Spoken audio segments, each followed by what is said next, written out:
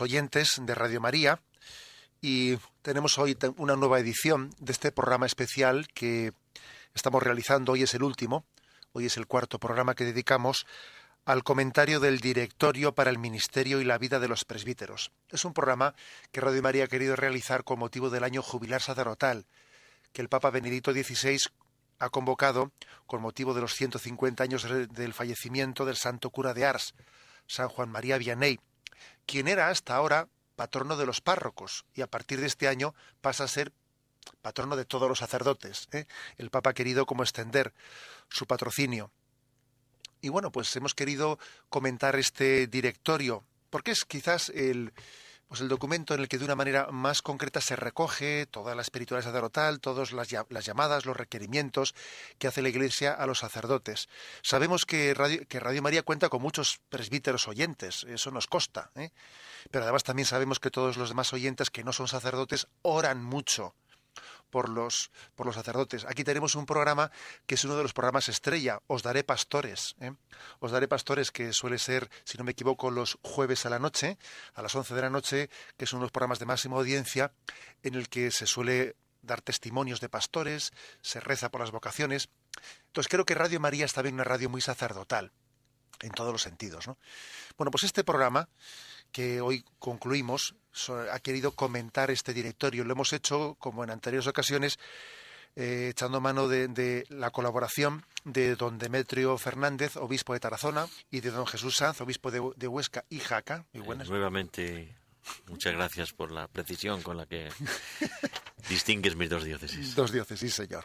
A falta de una, dos. No sé cómo se puede ser obispo de dos diócesis cuando pues llevamos una diócesis, la llevamos arrastrando. Yo tampoco lo sé. Dios tiene paciencia. Solo Dios lo sabe. Acompaña. Muy bien. Pues bueno, pues este directorio nos queda el último de los capítulos. El primero era el de la identidad del sacerdote, el segundo el de la espiritualidad del sacerdote, el tercero el de la formación permanente. Bueno, pues vamos a ver, claro, somos conscientes de que los oyentes enseguida, en cuanto han escuchado esta palabra, incluso los que no son sacerdotes y no lo habían escuchado, enseguida lo entienden. Formación permanente se puede decir, pues de todas las vocaciones, todas las profesiones necesitan una formación permanente, pero la nuestra quizás de una manera específica, don Demetrio. ¿Por qué un sacerdote necesita una formación permanente? Pues porque el don recibido por parte de Dios, los dones son irrevocables, Dios no se arrepiente de lo que nos ha dado, pero ese don que Dios nos ha dado necesita por parte nuestra ser actualizado. Me gusta que esta parte del directorio, siguiendo Pastores da Bobovis, esté introducida en su título por aquellas palabras de San Pablo a su discípulo Timoteo. Te recuerdo que reavives el don de Dios que hay en ti y que lo recibiste por la imposición de manos, es decir, por el sacramento del orden. Estamos en pleno Nuevo Testamento, ¿no?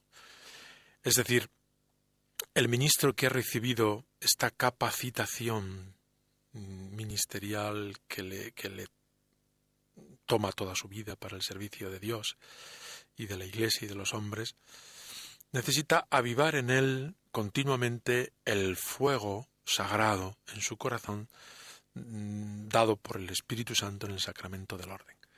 Uno no fue ordenado hace tanto tiempo, años, cumple sus 25, sus 50, y recuerda un acontecimiento que pasó y que es de feliz memoria, sino que uno ha recibido ese don y ese don permanece y por tanto al permanecer lleva o incluye por parte del sacerdote la tarea de avivar, de alimentar, de recordar, es decir, llevar en su corazón continuamente el don recibido. La formación permanente no es otra cosa que avivar el fuego del Espíritu Santo en el corazón del que ha sido ordenado. Lo cual quizás rectifica, don Demetrio y don Jesús, rectifica una concepción que puede estar bastante extendida, que es que el sacerdote, pues cuando puede dar lo mejor de sí mismo es recién ordenado, porque entonces parece que es cuando está en plenitud de capacidades por su edad y porque la formación la tiene recién recibida, y lo mejor lo va a dar entonces y después progresivamente irá, pues bueno, como se dice popularmente, bajando el pistón hasta que finalmente se retire, ¿no? Nosotros cuando hablamos de formación permanente es porque, entre otras cosas, creemos que los dones de Dios tienden a desarrollarse y que el vino bueno el Señor lo guarda para el final. Lo de pistón que dices, como en el otro programa también hablaba de los moluscos, don Demetrio, habría que hacer un glosario para que nuestros oyentes no se confundan con estas jergas que ponen una nota de humor. Yo creo que hay una doble novedad, una que rodea a la persona, al sacerdote, y que cuando sales del seminario y recibes por la imposición de las manos este ministerio que te consagra para siempre Jesucristo, sacerdote para siempre, el mundo que te rodea, según van pasando los años, cambia. Y la sociedad cambia. A eso hace alusión este número 69, que el mundo tiene esta velocidad, esta vorágine que le va transformando culturalmente, políticamente, y el mundo cambia. Pero también cambia interiormente la vida de esa persona. No es igual decir sí a tus 24 o 25 años que decirlo a los 40, a los 60 o a los 80. Y ante este cambio del entorno y del interno, está pidiendo de ti que haya una formación que te acompañe ante esos cambios, porque aquí lo único que no cambia es la llamada. Dios te pide lo mismo para lo que te creó, y te lo pide cuando tú descubres como posibilidad esa llamada y vas a un seminario. Te pide lo mismo cuando eso ya, por la llamada de la Iglesia, se hace respuesta fehaciente, y te lo va pidiendo en el caminar de tu vida, ¿no? Entonces hace falta un tipo de formación que no es la inicial, cuando se te prepara filosófica, teológicamente, psicológicamente, culturalmente, estos aspectos que ahora me imagino que entraremos en ellos, sino que toda la vida es susceptible de un aprendizaje. Siempre seremos discípulos del único maestro en medio de esa vida que es cambiada y cambiante. Que no tiene nada que ver esto que estás diciendo con eso de ir pegando bandazos en la vida, o con lo que a veces parece se ha manifestado, que es que la formación que recibí entonces ya ha quedado obsoleta y entonces necesito formarme de nuevo. Bueno, en parte puede darse, no porque la formación, la teología, la filosofía sean obsoletas en sí, sino que responden, como ciencia humana que es, responde a una explicación inteligente y basándote en el método teológico y en las fuentes nuestras cristianas a una cuestión que tienes delante. Claro, esa formación, pensemos en los sacerdotes mayores que se ordenaron antes del Concilio Vaticano II. No era falsa aquella formación teológica. Ahora, no ha sido un pasar superfluo todo lo que ha evolucionado la sociedad y la misma Iglesia, con una mayor conciencia y con una sensibilidad diferente. Por eso la Iglesia nos actualiza con documentos pertinentes en lo que es la respuesta que se nos está pidiendo en esta generación. Pero yo además ampliaría el concepto de formación permanente, porque no podemos reducirnos solamente a la formación intelectual, que es necesaria y fundamental para el que tiene el ministerio de la predicación, como lo es el sacerdote, sino que la formación permanente la señalaría ante todo como un continuo trabajo sobre sí mismo. Este continuo trabajo se alimenta pues de la vida espiritual bien llevada, se alimenta de los encuentros sacerdotales de unos y otros presbíteros. Esta formación permanente también lleva consigo cursos de actualización doctrinal para ponernos al día de lo que la Iglesia enseña ante las nuevas necesidades, y esta formación permanente pues lleva todos los aspectos de la persona. Yo creo que la formación permanente incluye también una enfermedad bien afrontada. La formación permanente incluye también una manera de saber pasar las vacaciones. La formación permanente incluye todos los aspectos de la vida, porque el don de Dios se ramifica después en todos los aspectos vivenciales. Pero yo, resumiría todo en esa frase: es un continuo trabajo sobre sí mismo. ¿Para qué? Para estar a la altura del don recibido y para estar a la altura de la misión que se nos confía continuamente. Hay una frase que se nos dice en nuestra ordenación: el que comenzó en ti la obra buena, él mismo la lleve a término, con lo cual en esa expresión se está implícitamente o incluso explícitamente hablando de una necesidad de ir madurando y de ir creciendo y de ir desarrollando todas las potencialidades que tiene esa llamada primera. Aquí se insiste mucho en el directorio, especialmente en el punto 72, que quien tiene la responsabilidad, don Jesús, quien tiene la responsabilidad de transmitir esa formación permanente, pues es la Iglesia, y que nadie más puede ser quien transmite y que tenga la responsabilidad de formar bueno, porque me podría parecer que en el seminario está claro, ¿no? En el seminario es la Iglesia la que forma a sus seminaristas, pero una vez ya de salir del seminario, la formación permanente cada uno se la busca de su manera y... Claro, y aquí la pregunta es ¿en qué fuentes abrevas tu sed? Porque a veces se da el que una vez ya fuera del seminario, pues te llaman la atención pues determinadas corrientes culturales, políticas, en donde te puedes encontrar confundido o seducido, y entonces tú declinas tu formación a ámbitos y a cauces que son a lo mejor ajenos a la Iglesia. Y no solamente ajenos de modo neutro y aséptico, sino contrarios a la Iglesia. Y yo digo, tú lees con la misma pasión el Evangelio de cada día que lees la editorial de tal periódico, o escuchas con el mismo fervor lo que dice el Papa y los pastores, los obispos, que lo que dicen los tertulianos de la radio que escuchas o el debate televisivo que frecuentas. Entonces empieza a haber una serie de intereses que no forman, sino llenan espacios en tu vida y van creando en ti una serie de criterios que no son los que se derivan de la formación que la Iglesia asume y te ofrece. La Iglesia es la que ha acuñado en estos últimos decenios este concepto que se aplica tanto a la vida consagrada como a la vida sacerdotal, y es el concepto de formación integral. Estos puntos que ahora aludía a ellos don Demetrio, en donde se dice que tiene que ser una formación completa, humana, espiritual, intelectual, pastoral, sistemática, personalizada. A cada uno de estos epígrafes dedica un número el directorio.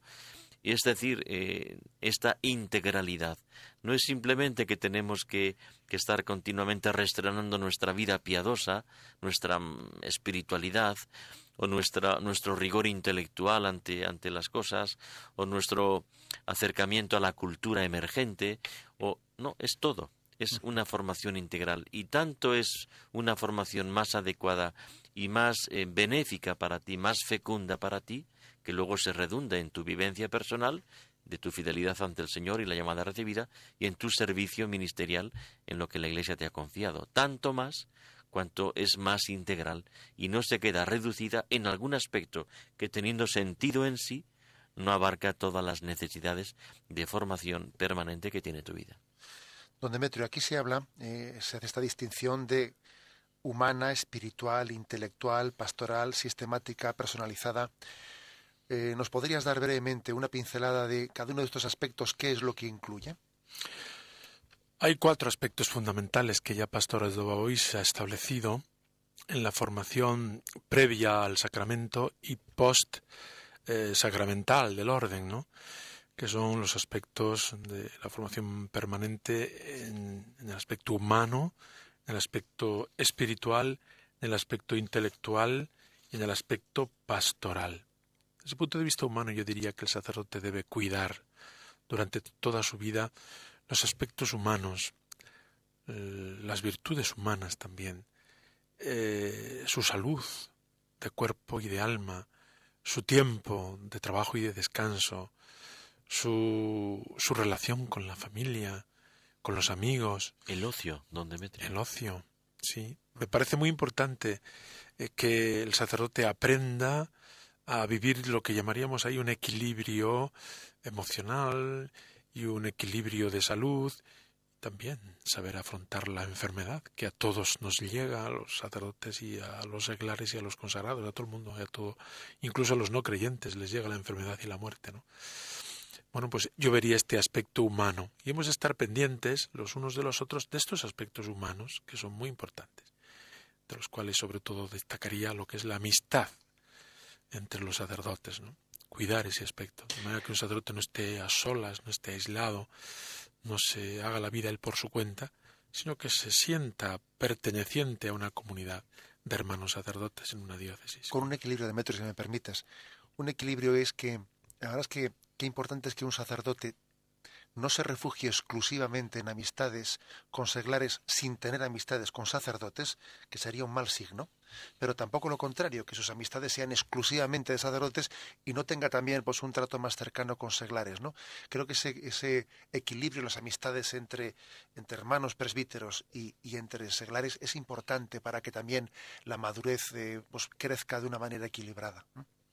Luego, el segundo aspecto de la formación permanente es el espiritual, al que ya en los programas anteriores hemos dedicado tiempo, ¿no?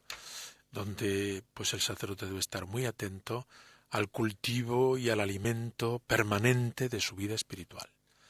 Yo, por ejemplo, les digo a los sacerdotes de mi diócesis pues que hay que hacer ejercicios espirituales todos los años, porque son unos días, pues por una parte de descanso en el trabajo pastoral, por otra parte también de encuentro con los hermanos, y eso siempre es muy testimonial, pero sobre todo son días de encuentro con el Señor, de serenidad en la escucha de la palabra, meditada y predicada abundantemente.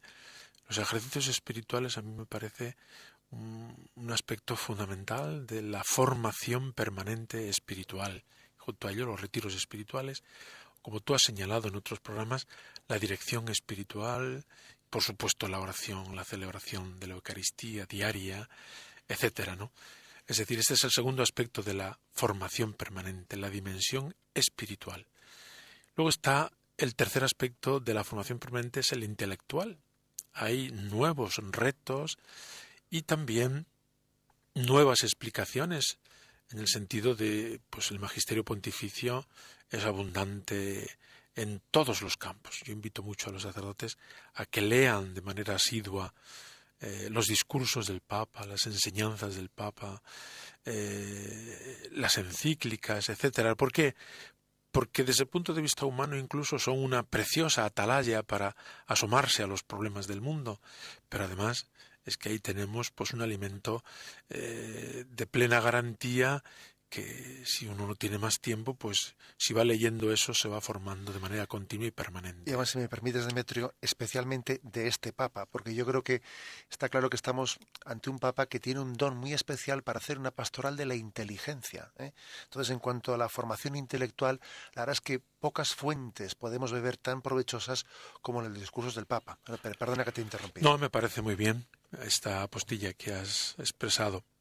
Evidentemente, la formación intelectual no se reduce al magisterio, pero ya digo, a veces uno no tiene tiempo ni de leer pues una página de periódico, ¿no? Pues si tiene poco tiempo, que empiece por lo imprescindible, que es el magisterio pontificio. Pero luego pues hay muchas obras, gracias a Dios, de teólogos y de explicaciones de la palabra de Dios, o de preparación de la homilía, o de la propia catequesis, o planificar lo que es la tarea pastoral en la propia parroquia, etcétera, ¿no?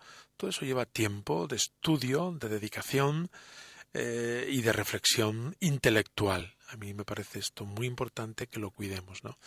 Hay algunos que su preocupación es estar a la última. Yo creo que en esto no se trata de esa superficialidad, sino de estar a lo más hondo y profundo de la formación permanente. Yo creo que aquí en la formación intelectual, y más en el caso nuestro la teológica, por supuesto el magisterio como la fuente primera que nos acompaña con la autoridad del Santo Padre, de los obispos, de una conferencia episcopal. Pero ya de cara a los teólogos, yo creo que haríamos un buen servicio el ayudar a nuestros sacerdotes y al pueblo de Dios en general a indicar qué caminos teológicos son los que más despiertan el hambre de la palabra de Dios y la adhesión filial al magisterio de la Iglesia. Porque hay teólogos que precisamente suscitan esto, mientras que otros, por una lectura incorrecta de la palabra de Dios y por una disidencia pública y patente del magisterio de la Iglesia, generan una teología y por tanto una formación intelectual que deriva en confusión y que deriva también a su vez en disidencia. Entonces, el poder ofrecer qué teologías son las que en este sentido nos ayudan y nos nutren y cuáles son las realmente prescindibles. Y el cuarto aspecto es en la formación permanente, es el aspecto pastoral. en donde dice que para una adecuada formación pastoral es necesario realizar encuentros que tengan como objetivo principal la reflexión sobre los planes pastorales de la diócesis, ¿no?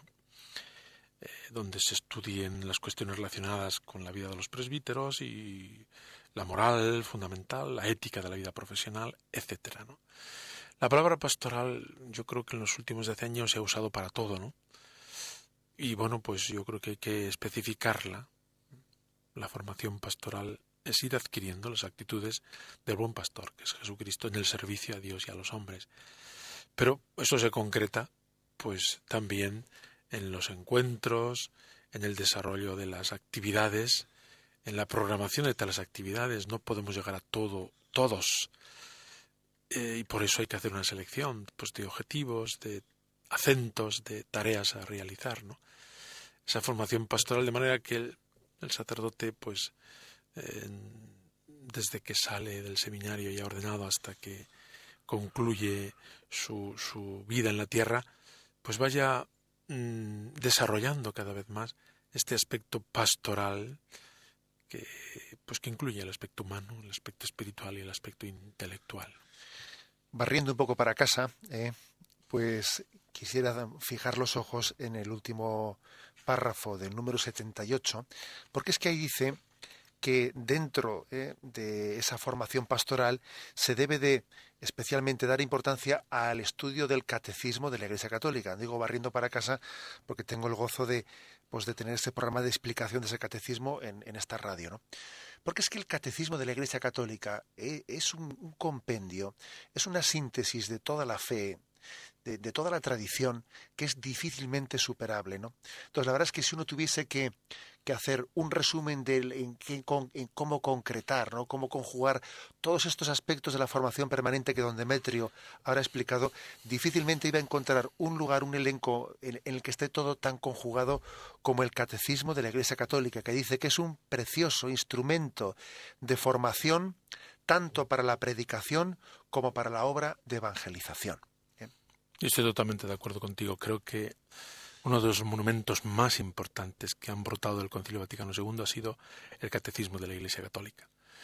Es un instrumento que es impensable en ninguna otra comunidad que no sea la católica, puesto que solo la católica tiene el magisterio de la Iglesia y la suprema autoridad del Papa.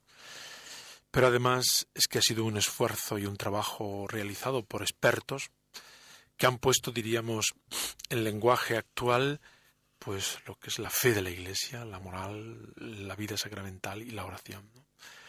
Realmente es un instrumento valiosísimo. Lógicamente, como ningún otro instrumento, es exclusivo o excluyente, pero creo que nuestros sacerdotes debiéramos invitarles a que lo empleen mucho más y que como que configuren su ministerio pastoral también en torno y al Catecismo de la Iglesia Católica y con los elementos que el propio catecismo propone, ¿no? Creo que la pastoral en una parroquia, en una diócesis, en un aula de teología incluso, ¿no?, teniendo este punto de referencia, luego pues puede ser incorporado por parte de teólogos, como antes nos ha comentado don Jesús, ¿no?, de teólogos que ayudan a entender los distintos puntos, ¿no? Pero saber que hay un compendio, un catecismo y un compendio, y que además el catecismo de la Iglesia Católica, hemos de decirlo a nuestros fieles católicos, ha sido devorado, diríamos, ansiosamente leído por muchos no católicos, cristianos, tanto ortodoxos como protestantes, y no cristianos. Es decir, el catecismo ha sido un instrumento y está siendo un instrumento muy importante para saber qué es lo que la Iglesia a día de hoy nos propone de parte de Dios y de parte de Jesucristo. Por eso, particularmente para nuestros catequistas, el Catecismo de la Iglesia Católica, y en su versión breve con el compendio, es la gran referencia, el gran manual. Quizá en estos años últimos, o decenios incluso, pues a veces nuestros catequistas han tenido que ir buscando materiales de aquí para allá, no siempre los más adecuados, y gracias a Dios tenemos desde el año 93 desde el año 93 no. Desde el 92 ese es el Catecismo Mayor. Tenemos este texto que, bueno, que es la síntesis, que para quienes hemos hecho la teología, y pues no deja de ser una apretada síntesis, ¿no? Que siempre nos ayuda de una manera clara, ordenada, sistemática, y para nuestros catequistas yo creo que es el texto de base para esa labor preciosa que realizan. Continuamos en esta edición de este programa especial sobre el año jubilar comentando el directorio. Estamos hoy concluyendo una serie de 4 programas y en concreto, hablando del directorio sobre el ministerio sacerdotal, hoy estamos hablando de la formación permanente con don Jesús Sanz y con don Demetrio Fernández. Y en concreto vamos a hablar ahora de qué medios concretos podemos tener para la formación permanente. ¿Cuáles son los medios principales que la Iglesia ofrece a sus sacerdotes, don Demetrio? Pues señala el directorio, y podemos ahora comentar cada uno de ellos, los encuentros sacerdotales, el año de pastoral, los tiempos sabáticos, la casa del clero, retiros y ejercicios espirituales y otras actividades que puedan realizarse. Los encuentros sacerdotales me parece importante empezar por ahí. De manera que los sacerdotes de una reunión de sacerdotes salgan con más ganas de ser y de ejercer el ministerio sacerdotal. A veces, por nuestras limitaciones y por nuestras debilidades, pues convertimos una reunión de sacerdotes en fuente de desánimo o de crítica o de... No, los encuentros sacerdotales hay que prepararlos para que un sacerdote que participa en ellos, reuniones de arciprestazgo, reuniones a nivel diocesano, etcétera, el objetivo principal no es que estudiemos o que veamos o que analicemos tal cosa. El objetivo fundamental de todo encuentro de sacerdotes es que el sacerdote salga con más ganas de vivir su ministerio sacerdotal. Y para eso pues hay que cuidar la acogida, hay que cuidar la manera de desarrollarse tal encuentro, los temas a tratar y sobre todo que cada uno se sienta a gusto, respetado, querido y acogido en ese encuentro de hermanos sacerdotes en los arciprestazgos o a nivel diocesano. Qué importante, don Demetrio, en este aspecto que comentas, de ejercer bien los liderazgos dentro del presbiterio. Qué importante es eso, porque a veces los liderazgos también se pueden ejercer para mal. A veces un liderazgo puede ser un espíritu crítico, que yo lo difundo, o puede ser lo contrario. Un liderazgo puede ser el tener la capacidad de animar, de poner siempre pues una nota de esperanza, de compartir experiencias positivas. Yo creo que todos los sacerdotes tenemos que tener conciencia de que incluso en los momentos en los que pensamos que no estamos hablando en público, estamos transmitiendo. O sea, siempre estamos transmitiendo por el espíritu con el que nos posicionamos, con el que hablamos, con el que callamos, ¿no? Tenemos que tener la responsabilidad de que las personas que Dios ha puesto en torno a nosotros pues están recibiendo de nosotros pues un mensaje positivo o negativo. Que aquí no existe un punto neutral, ¿no? Y la verdad es que a veces entre los sacerdotes se ha podido coger cierta alergia a las reuniones sacerdotales por no haber recibido de ellas el espíritu positivo que uno pues esperaba haber recibido. Creo que hay que huir de una tendencia asamblearia que a veces pues es la reunión por la reunión, y claro, ciertamente la reunión por la reunión nos acaba cansando y nos acaba hartando. Todos somos conscientes de ello, pero sin tener esa especie de tendencia innecesaria a estar siempre en un sistema asambleario. Sin embargo, es verdad que un sacerdote necesita verse y enriquecerse en el encuentro con sus hermanos sacerdotes y recibir de ellos un mensaje positivo. Eso responde al más profundo ser del presbítero. El presbítero, por su propia naturaleza, es copresbítero. Yo digo que nada más cerca de un sacerdote que otro sacerdote. No sucede tanto en los obispos, nada más lejos de un obispo que otro obispo, porque estamos siempre de punta a punta, ¿no? Eso lo suele decir don Demetrio mucho, suele decir nada más lejos de un obispo que otro obispo. Claro. Por eso organizamos estos tertulias encuentros en Radio María. Radio María es una excusa para nosotros. Pero que los sacerdotes, al vivir en un presbiterio, en una diócesis, es lógico que se ayuden mutuamente y deben ayudarse mutuamente y preocuparse mutuamente unos de otros, porque cada uno es copresbítero. No es presbítero solo y aislado, ¿no? Bien, pero aparte de este medio del encuentro sacerdotal, se nos habla aquí también de tiempos sabáticos y año pastoral. También se habla del año pastoral, don Jesús. ¿Qué importancia tiene el año pastoral? Bueno, las 4 estaciones no solamente son las que compuso Antonio Vivaldi para comentar con su genio musical, qué preciosa composición, ¿no? Sino que es que la vida tiene también sus estaciones. Y al hilo del año litúrgico, al hilo del año pastoral, en donde con diferentes momentos comienza un curso, finaliza un curso y lo clausuramos, nos damos una serie de pautas para armonizar, no ya esos lugares que son comunes, y digo bien comunes, no vulgares, como es la catequesis, la predicación, los sacramentos, sino esa orientación que queremos dar para este año o para un periodo de años cuando es un plan pastoral más amplio.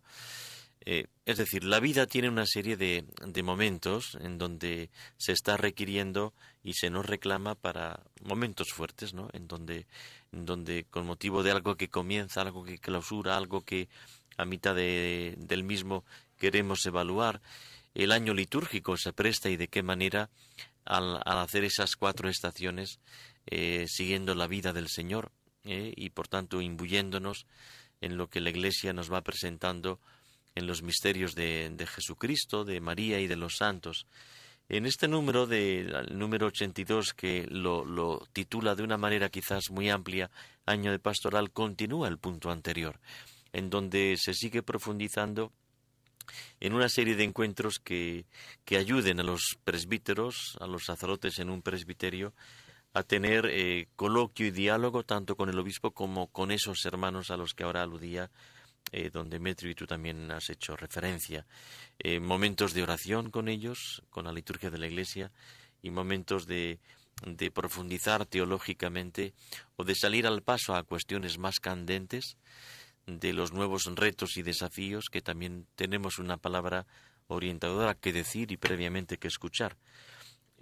Todo esto nos ayuda para ver que la vida es algo vivo y por tanto no es una cosa fosilizada que tratamos de que no se nos pudra demasiado, sino algo vivo, y como es algo vivo necesita ser acompañado, no de un modo privado, sino de ese modo colegial en la comunidad de presbíteros que formamos parte en una misma diócesis. Me fijo especialmente en un aspecto, y además esto yo creo que va por nosotros, porque aquí el directorio nos lanza a los obispos pues como una llamada de atención para que cuidemos especialmente del destino pastoral que se le da a un nuevo sacerdote, bien sea en su año de pastoral o en sus primeros años de sacerdocio.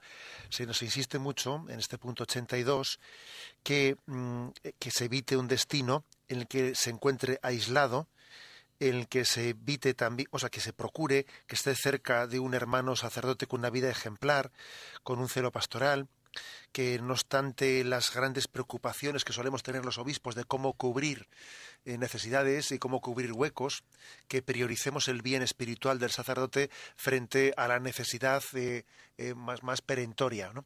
La verdad es que siempre es una tentación para nosotros, ¿no? El tapar huecos, etcétera, y sin embargo se nos dice, no, cuidad especialmente al sacerdote. Yo te quiero decir, me estoy acordando en este momento del que fue mi primer párroco, cuando yo tenía mis 24 añitos, tuve un párroco ya difunto, don Juan José, allí en Zumárraga, que fue, yo siempre he dicho que fue el ideal del párroco para un neosacerdote, un párroco que me dio pues una libertad necesaria y suficiente para que yo pudiese desarrollar, ¿no? Pues los ímpetus que tenías, al mismo tiempo pues una tutela y un acompañamiento pues también discreto pero necesario y suficiente. El hecho de que la Iglesia se fije especialmente en los primeros pasos de los sacerdotes forma parte de una formación permanente muy importante. La verdad es que al final un neosacerdote recibe una formación de un sacerdote que sea referente para él, referente, porque a andar se suele aprender pues caminando, y a nadar también se aprende pues eso, braceando y pegándose algún traguito de agua, y es muy importante tener pues un salvavidas cercano a ese sacerdote. Bien, pero vamos más adelante, porque como vemos aquí también, bueno, por cierto, antes don Demetrio ya lo ha dicho, la importancia de los ejercicios espirituales. Aquí de nuevo se trae a colación el ritmo del retiro mensual, que es lo que la Iglesia aconseja, que exista un retiro mensual, retiro espiritual, y hay que intentar no confundir ese retiro mensual con, bueno, pues con una especie de compartir noticias pastorales, que a veces los retiros sacerdotales corren el riesgo de que son muy poquito de retiro y casi se consume el tiempo pues con otro tipo de noticias, etcétera, ¿no? Intentar reservar un retiro real, mensual, con los ejercicios espirituales anuales. Que yo sí que quiero decir que, vamos, yo una de las cosas en las que más insisto, a tiempo y a destiempo, qué importante sería que no nos quedásemos nadie, ningún sacerdote en el año jubilar sin hacer ejercicios espirituales, incluso el poderos hacer de ejercicios espirituales de mes, por lo menos una vez en nuestra vida, o cada cierto tiempo en nuestra vida, ejercicios espirituales de mes, tal y como San Ignacio de Loyola así los pensó y los diseñó, porque solemos hacer a veces versiones de ejercicios un tanto reducidas, de 4 días, que entre ponte bien, estate quieto, que entramos y que salimos, pues se quedan muy reducidos, ¿no? O sea, que exista algún momento en nuestra vida para hacer unos ejercicios espirituales más intensos, de mes si es posible. Yo los he hecho 2 veces en mi vida y tengo que decir que, bueno, que a mí eso me ha marcado mucho, ¿no? Y luego, bueno, pues tener anualmente unos ejercicios, aunque sean más breves y más cortos, pues para nuestro alimento espiritual. Pero vamos a dar un paso más. Finalmente el directorio se adentra en lo que se llama pues las necesidades en orden a la edad y a las situaciones especiales. Aquí como que se concreta. Concretamos un poco en situaciones específicas de los sacerdotes. Vamos a empezar quizás por la última, por si andamos justos de tiempo. Perdona, Jesús, ¿sí? En responsables no vamos a decir nada. Vamos a ver, andamos un poquito justos de tiempo. Di una palabra. Sí, Jesús, tú brevemente nos dices una palabra. No, simplemente que ahí hace el elenco de que hay una responsabilidad en toda esta propuesta tan amplia, integral, integradora, y me llama la atención que el primero al que convoca es al propio presbítero. Es decir, no vivamos con una dependencia pasiva, es decir, ya me dirán algo, a ver si el obispo nos dice algo, el delegado del clero a ver qué organiza este año. Tú eres el primer responsable de esa formación. Ciertamente no de un modo privado y autártico, pero sí que tienes que ser tú el que toma la iniciativa. Sí. Con la ayuda de tus hermanos, ciertamente con la de tu obispo, pero tú eres el primer responsable. Subrayar esta primaria y primera responsabilidad que reside en él, porque no vas a tener siempre ni al obispo detrás de ti, ni a tus hermanos sacerdotes en el presbiterio junto a ti. Y tantos momentos de tu vida tú estás ante Dios y ante tu conciencia, y si no eres responsable de ti mismo en este sentido, pues sí, te llega mal la ayuda que te podamos brindar. Que si uno no es capaz de buscarse la comida, posiblemente no coma ni aunque se lo den a la boca, quiere decir más o menos. Está muy bien traducido, José. Te veo, sí. Bueno, como ven ustedes los obispos también, algunos son muy pinchones, algunos. Bien, pero bueno, ¿alguna cosa más sobre este capítulo de responsables, Jesús? No. Bien, pues yo creo que como andamos mal de tiempo, no queremos dejar lo más importante sin comentar.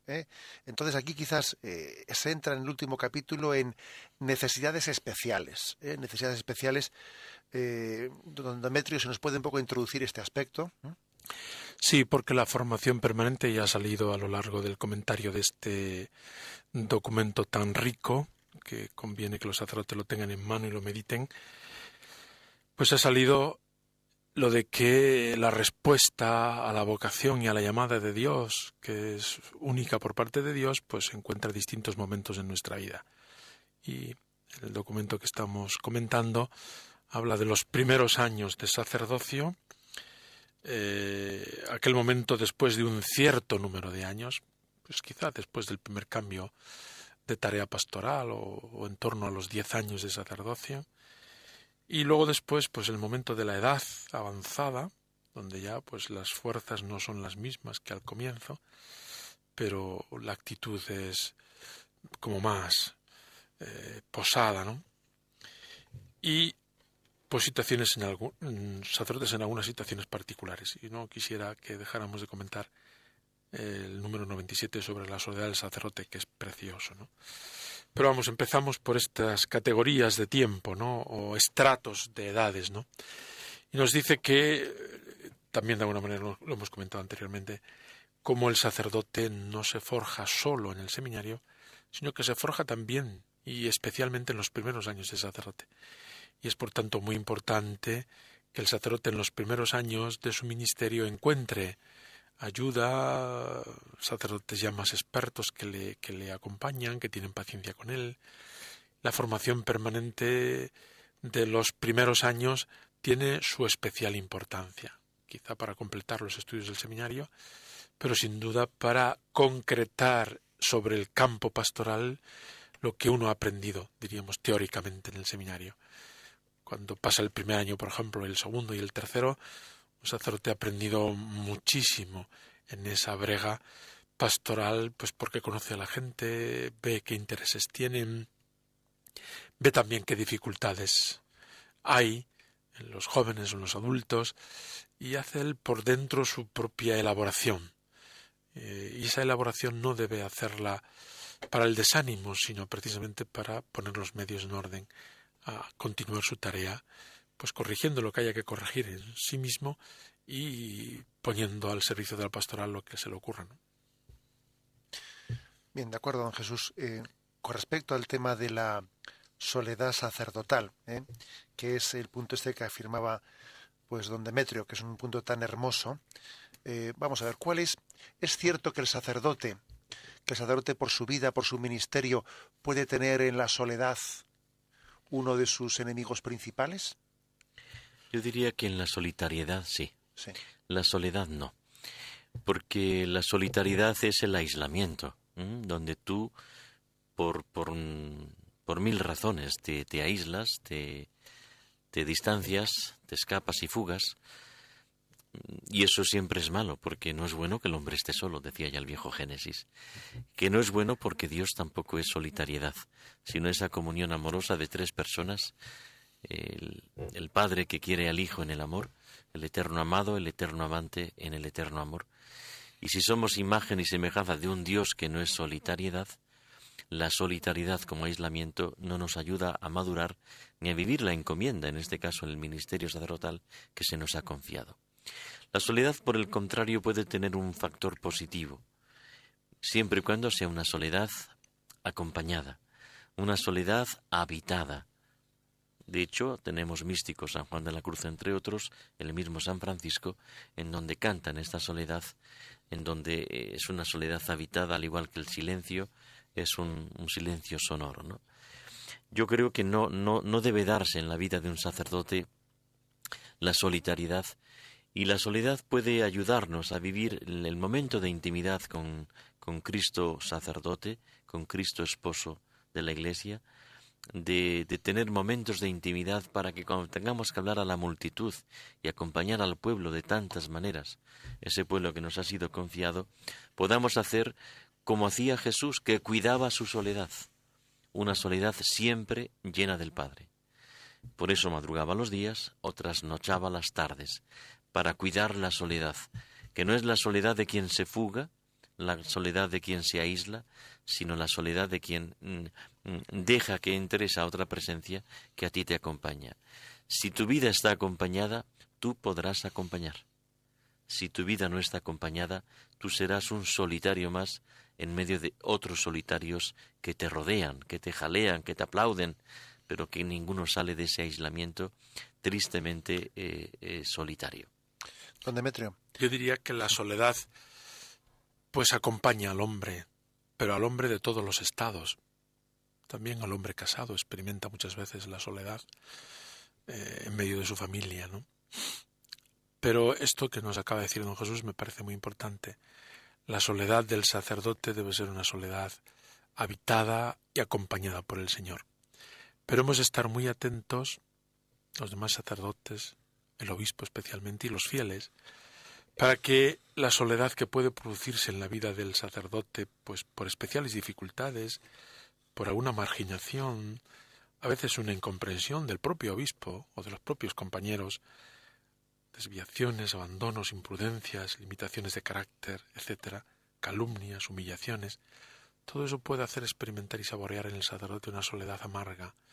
Y hemos de estar muy atentos para ese momento no se vuelva contra el propio sacerdote, sino que sea un momento que, superándolo con la ayuda de los demás y sobre todo con la ayuda de Dios, le ayude a crecer y a madurar en la vida cristiana. La experiencia nos dice que a lo largo, la vida es corta, pero al mismo tiempo suele ser lo suficientemente prolongada para que se produzcan en nuestra vida episodios de este estilo que ha dicho don Demetrio, de humillaciones. Aquí dice este punto, dice especiales dificultades, marginaciones, incomprensiones, desviaciones, abandonos, imprudencias, limitaciones del propio carácter, calumnias, humillaciones. La vida es corta, pero seguro que a lo largo de ella ocurren situaciones de estas. Y dependiendo de cómo se aborden, pues alguien puede quedar herido y aislado. Es como cuando alguien ha sido herido y es como ese gato, ¿no? que ha ido a coger la comida, le han dado 2 veces 2 garrotazos y ya dice, no me acerco ya más porque me van a dar un garrotazo más. Y ya se ha quedado desconfiado. Una experiencia en la vida que le haya dejado herido, en desconfianza y le haya aislado. Y existe el riesgo de convertirse en un raro, en un aislado. Ahora bien, ¿no? Cuando se viven estas situaciones de prueba interior, de incomprensión, en la cual uno incluso reclama ¿dónde están los demás que no me ayudan? ¿No? Si se viven agarrándose a la cruz de Cristo y pidiendo también ayuda a los compañeros sacerdotes y al obispo, es decir, reclamando y en ese momento viviendo la comunión de la Iglesia y abrazándose a la cruz de Cristo, pues curiosamente de una misma herida que uno podía salir de ella, pues digamos, aislado, otro puede salir todavía con una mayor capacidad de donación de sí mismo en la vida y madurado, ¿no? Como Pedro le ocurrió, ¿no? Otro te ceñirá y te llevará donde no quieras. Y el Pedro maduro fue el Pedro que había salido madurado de las pruebas y madurado de la pasión y madurado de sus propias caídas, ¿no? Qué importante es esto, que en los momentos de prueba tengamos ese saber mirar la sabiduría de la cruz para salir fortalecido de ella. Porque cuántas veces los obispos visitamos sacerdotes y algunos tuvieron un episodio en su vida que les dejó heridos y eso ya les ha impedido una mayor fecundidad y entrega sacerdotal, ¿no? O sea, qué importante es el poder vivir estos momentos. Yo vuelvo a algo que he dicho mucho en estos programas, estar acompañado con la dirección espiritual, para que en esos momentos de cruz y de prueba, tengamos también a alguien que nos acompañe a mirar a la cruz de Cristo y a encontrar sentido en ella. Bien, pues yo creo que hemos cubierto algo importante en nuestro programa, pero nos queda algo sustancial, y es que un sacerdote no es nada sin madre, sin madre. Y además lo digo en el doble sentido de la palabra. Para los sacerdotes, nuestra madre de la tierra es algo determinante. Yo creo que todos los sacerdotes suelen estar muy pendientes cuando un hermano sacerdote suyo, pues su madre está enferma o ha fallecido, porque tenemos en ella una referencia afectiva y una referencia de valores importantísima, ¿no? Y por supuesto nuestra Madre del Cielo. Y por eso también este directorio para el ministerio y la vida de los presbíteros, al que hemos dedicado 4 programas de comentario en este año jubilar sacerdotal, concluye con una oración a María Santísima, que le vamos a pedir a nuestro hermano don Jesús Sanz, pues que nos la declame, que nos dirijamos a María. Le pido a todos los oyentes que han compartido con nosotros estos programas que también se unan a nuestra oración y que nos dirijamos a María pidiendo por todos los sacerdotes. Oración a María Santísima. Oh María, Madre de Jesucristo y Madre de los sacerdotes, acepta este título con el que hoy te honramos para exaltar tu maternidad y contemplar contigo el sacerdocio de tu Hijo unigénito y de tus hijos, oh Santa Madre de Dios. Madre de Cristo, que al Mesías sacerdote diste un cuerpo de carne por la unción del Espíritu Santo, para salvar a los pobres y contritos de corazón, custodia en tu seno y en la Iglesia a los sacerdotes, oh Madre del Salvador. Madre de la fe que acompañaste al templo al Hijo del Hombre, en cumplimiento de las promesas hechas a nuestros padres. Presenta a Dios Padre para su gloria a los sacerdotes de tu Hijo, oh Arca de la Alianza. Madre de la Iglesia, que con los discípulos en el cenáculo implorabas el Espíritu para el nuevo pueblo y sus pastores. Alcanza para el orden de los presbíteros la plenitud de los dones, oh Reina de los apóstoles. Madre de Jesucristo, que estuviste con él al comienzo de su vida y de su misión, lo buscaste como maestro entre la muchedumbre, lo acompañaste en la cruz, exhausto por el sacrificio único y eterno, y tuviste a tu lado a Juan como hijo tuyo. Acoge desde el principio a los llamados al sacerdocio, protégelos en su formación, y acompaña a tus hijos en su vida y en su ministerio, oh Madre de los sacerdotes. Amén. Concluimos estos programas y les voy a pedir a mis hermanos en el episcopado, a don Jesús y a don Demetrio, que me acompañen también para impartir esta bendición. Queremos hacerla extensiva, por supuesto, en primer lugar para los hermanos sacerdotes, también especialmente para los que están enfermos, para los seminaristas, para todos los jóvenes que están siendo llamados por el Señor y ellos tienen todavía sin discernir esa llamada. Para todos ellos queremos impartir esta bendición. La bendición de Dios Todopoderoso, Padre, Hijo y Espíritu Santo, descienda sobre vosotros. Alabado sea Jesucristo.